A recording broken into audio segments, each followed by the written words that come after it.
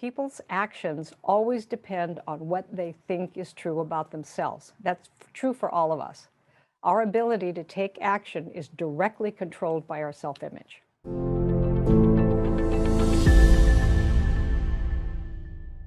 So whether you have the I think I can self-image or I think I can't self-image, you're going to be right with that.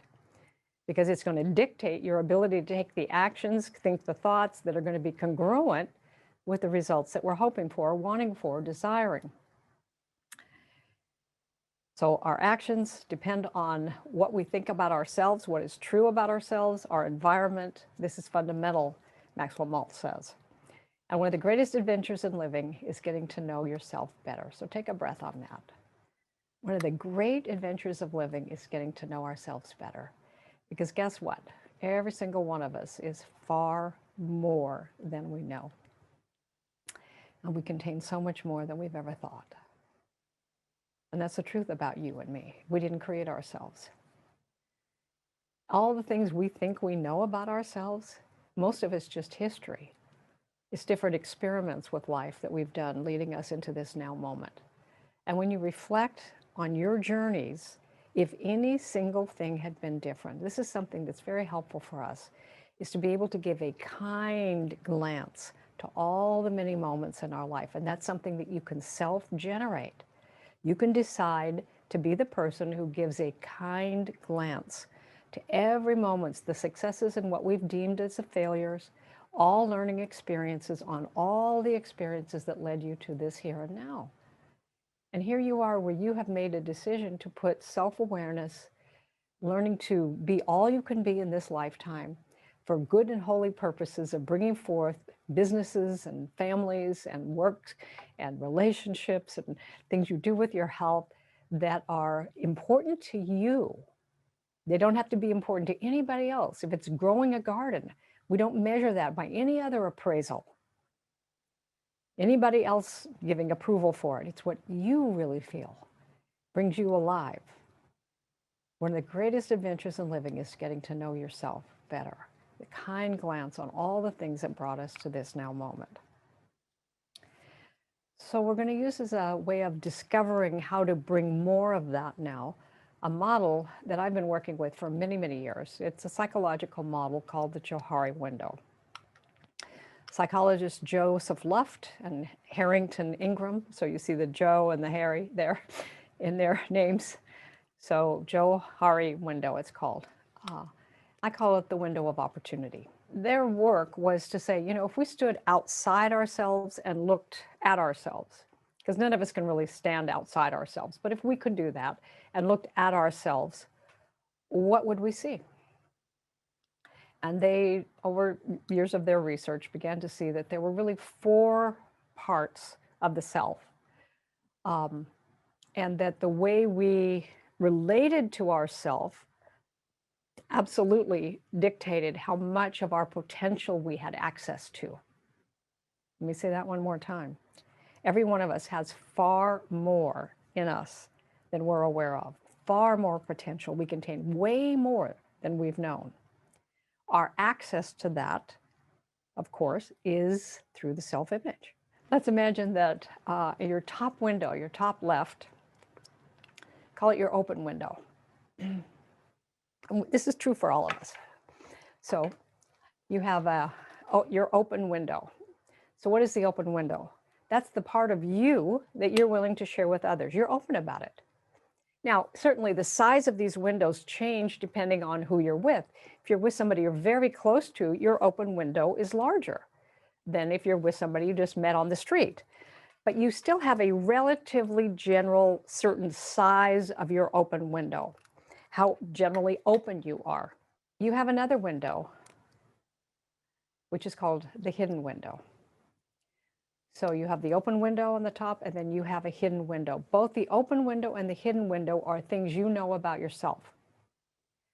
So the hidden window are things that you know about you, or I know about me, that I don't share. Every one of us has the right to have, you know, thoughts that we think, explorations we're making, things we're considering, possibilities we're entertaining, parts of ourselves that we keep private just for ourselves. And they gave the word hidden window, but I also like the word private window, that it's okay for you to have a private place in you where you're exploring things, contemplating things, entertaining things, possibilities, and you're not ready to commit to them. You're just entertaining them, exploring different parts of yourself. So you have a hidden window.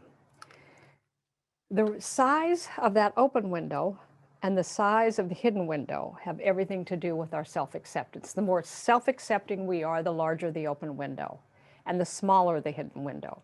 When we have a very small open window and a very large hidden window, it's a result of low self-image, that we're hiding. We're so afraid of someone else's opinion or seeing us, and it's because of the way we've seen ourselves.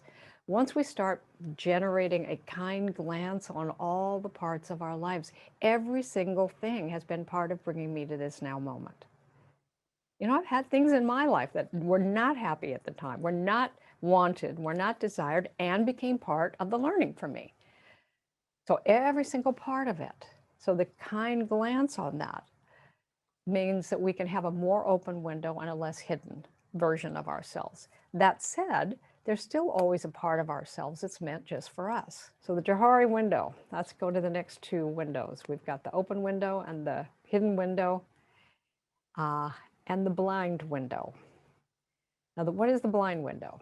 On the left side are all the things you know about you. On the left side are things you don't know. The blind window is what you don't see about yourself, but particularly those who are close to you do. They see that. And think about, one of the ways to see that also is if you have a sibling, if you've ever had a conversation with your sibling, well, you know how mom is, or you know how dad is, because you as siblings can see things about your parents that maybe they don't see about themselves. Or a good friend, there's three good friends, and one would say, well, you know, and we can reflect on seeing others in ways that they can't see themselves. That's true for all of us. Why it's so helpful to be open as part of our open window, to open to feedback, is that we get different perspectives that help us grow. Now, you want to be careful. If you ever ask for feedback, be sure that you're asking someone who doesn't have an agenda for you, who's trying to get you to be something that you don't want to be, is trying to control you, but someone who purely cares about you. And what's at the bottom right? Unknown, hidden. That's where all our potential is. Nobody knows that about you. You don't know it. Nobody else knows about it. Everything on the left, you know. You know. Yeah, and this is the window of opportunity right here. You know what you're open about. You know what you keep hidden. Others know. People who care about you know you well. They know what you might be blind to. Nobody knows your hidden and unknown potential. It's immense in all of us. It's immense. And as we open up, it's the only way that we tap into that hidden potential is by opening up. And the larger the open window, the more of our hidden potential. And the only way to open that window is to become more self-accepting so we can share more of ourselves that has been hidden. The more we can share and be interested in how others might want to give us feedback for our own growth, and then pick and choose from that what feels right for us. Unknown potential affects every area of our lives. As we accept ourselves and we begin to say, you know, I am a living soul.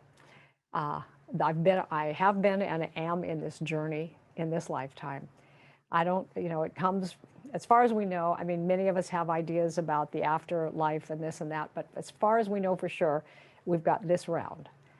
So we want to play this one with all the geist that we have.